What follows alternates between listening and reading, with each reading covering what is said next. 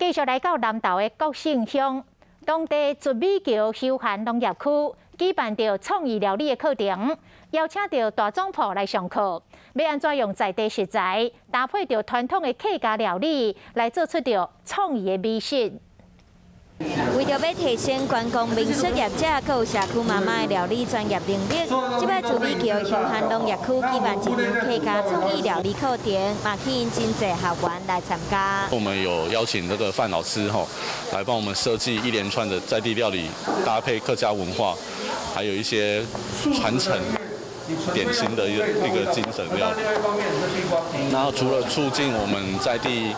食材的开发以外呢，那吸引更多游客呢到我们国姓来。这摆课程主办单位邀请有名的总铺师范公着担任讲师，除了教大家料理创意美食，嘛将无同的料理融合做伙。课程当中，老师教学员将在地食材加入客家传统料理，除了推广客家文化，嘛研发创新的美食。我是新竹新埔的客家人，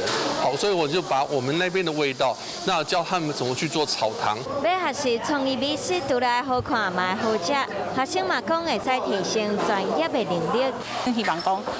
有法度开较侪课。透过这摆的课程，除了提升学生创意料理能力，嘛传承客家美食文化。